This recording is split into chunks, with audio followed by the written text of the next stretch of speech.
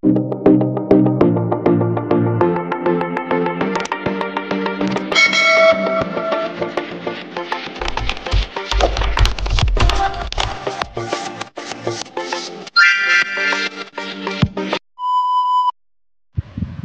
ang larawan ng iyong cellphone or gamit ang larawan sa loob ng iyong cellphone, ibulong mo lamang ito ng paulit-ulit at siya po ay laging ma-obsess or siya po ay sobrang ma-obsess sa iyo.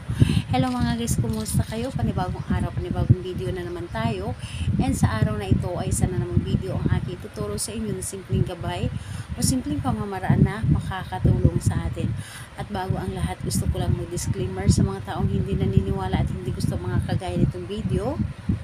Please skip this video and maghanap kayo ng videos na gustong-gusto nyo dahil ang video na ito ay para lamang ito sa mga taong naniniwala and gusto mag-try. Sa lahat po ng mga nagko-comment dito sa aking video dito sa loob ng aking channel, mag-ingat sa lahat ng mga nagre-reply sa inyo na dinadala kayo sa kanilang WhatsApp, imo upang makaiwas po tayo sa scam. Ngayon po, ituturo ko sa inyo paano siya sobrang ma-obsess sa inyo.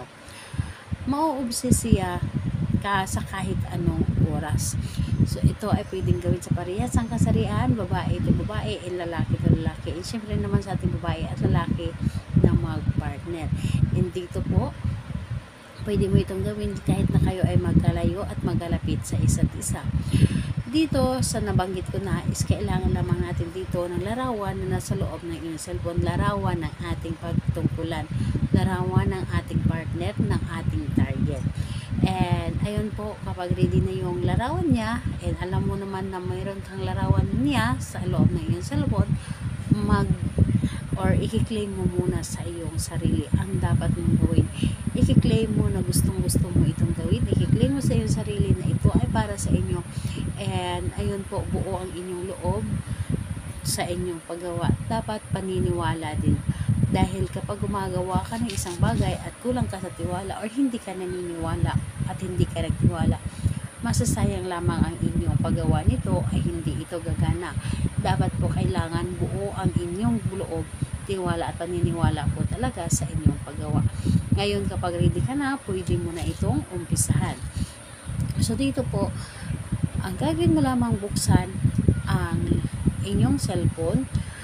Buksan ang inyong cellphone, hanapin ang larawan ng inyong target, and kapag nahanap nyo na ang larawan ng inyong target, and siguraduhin po ninyo na yung larawan ng target ninyo ay clear photo po ito.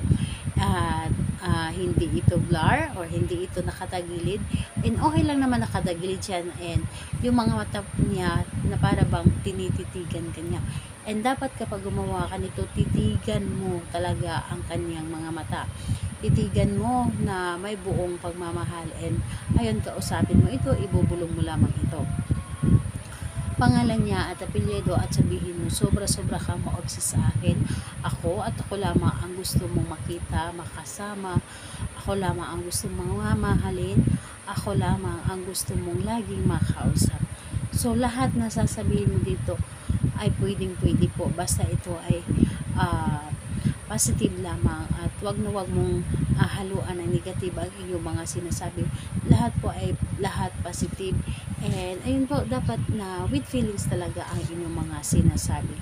So ayun, pagkatapos mong sabihin ito, mas maari na ito ay halikan mo ng 3 beses na with feelings. Halikan mo na para bang hinahalikan mo siya sa personal. So ayun, ipaparamdam mo ang inyong pagmamahal habang ito ay inyong ginawa. Ipaparamdam mo sa kanyang larawan ang iyong buong pagmamahal, para kung ano man yung ginawa mo, ano man yung pinaparamdam mo, yun din ang mararamdaman niya sa iyo. So ayun po, sinasabi ko na kahit anong araw at oras, pwede mo itong gawin. Kahit saan man kayo, pwede mo itong gawin. Titigan mo lamang ang kanyang larawan. Ayun po, salamat po sa inyo. Bye bye everyone. God bless us all.